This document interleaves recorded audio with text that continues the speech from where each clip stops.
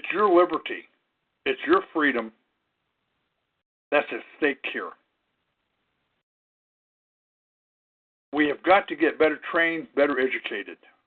Like I said, I just got paperwork back from D.C. I got a gentleman that's got a law degree, doesn't know what a corpus delicti is, doesn't know what a certified copy of an oath of office is, and has no idea of a certified jurisdiction of the district court, and doesn't know what it means to have certified affidavits under penalty of perjury and pain. Has no clue. But yet, this is a man that paid a lot of money out for a huge education who doesn't understand the basic simple term of language. And if I was to ask you what's a corpus delicti, you could sit down and tell me. And when I handed him the case law of Crawford versus Washington, it went right over his head. It went right over his head. Now, these are the people that we're supposed to hire, and they don't understand their own language, their own terminology. And you wonder why we're getting our butts handed to us in court? We're being sold out. Being sold. Ladies and gentlemen, get back into the last couple archives. Get your ears open. Get your eyes open. Because it's going to take you to walk in. Not me, not Jeanette, not somebody else. You're the one who's got your butt on the line. And I want to bring something else up. Because this came up on the last several days about promissory notes. Ladies and gentlemen, well, I'm going to write out a promissory note. I'll just pay my bill with promissory notes. What's a promissory note? Granted, it is an instrument. But a promissory note means you are promising to pay.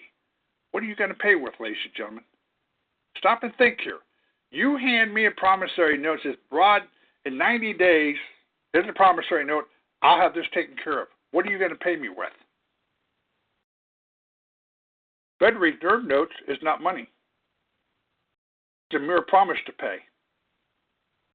Now, if you and I struck a bargain here that, okay, 90 days, you're going to give me so much wood, or you're going to come paint my house, or you're going to sit down and do mechanical work, or you're going to cut my grass. In order to clear that promissory note, that's one thing. But remember, ladies and gentlemen, the banks, when you sign that promissory note to that bank, you already had at birth, when you were born, the Social Security Act of 1935 sits there and says that the state was already granted $1 million at your birth. That is in the statutes at large. It's in the Social Security Act in 1935. Under Section 501 and 502, the state already received $1 million the day that you were born. That promissory note was supposed to be taken out of that account. Your court fines are supposed to be taken out of that account. Ladies and gentlemen, go back and listen to the last couple shows. It's very significant that you go back and understand what's being said. It's very significant that you go back in and understand what's being said.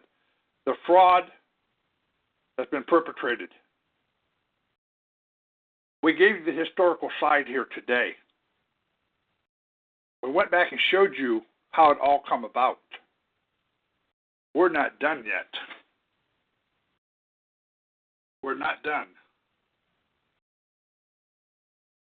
But we have come to what everybody's been looking for. Everybody's looking for the answer. For you new people on the call, get into Statutes at Large, Volume 43, and it stops on March 4th, 1925. Volume 43 stops on March 4th, 1925. Then get into Volume 44, Part 1, Part 2. Part 2 picks up on December 16th, Think of the gap between March and December. And if the USC codes were passed on December 7th, 1925, then don't you think there should have been something in Volume 44 starting on December 7th instead of December 16th? If you go back and read Volume 44, Part 1, get into the preface, it tells you that these codes are prima facie. It is presumed to be law. Presumed to be law. Prima facie in law. Upon a presumption, it can be rebutted. That is the wording in Volume 44, Part 1 in the preface. Go back and read it. And remember, the United States Code just isn't Title 18. It's Title 1 through Title 50. What about Title 12? Doesn't 1 and 50? Doesn't 12 become in between 1 and 50? Well, what about Title 26? Doesn't Title 6 come between 1 and 50? If it's all prima facie and presumed law, ladies and gentlemen, think about what's being said here. This is a scam. This is the scam. Go back and listen to these archives. Get into these archives from Friday, Sunday, and what I did here this morning before we did this show. Open up your eyes. Open up your mind of what's being said and what you're reading. A closed mind is very dangerous for you. And like Jeanette sit down said, if you don't want to sit down and participate, then make room for somebody else who wants to learn. For you new people, a lot of you people are going to have to defrag and unlearn. Don't forget.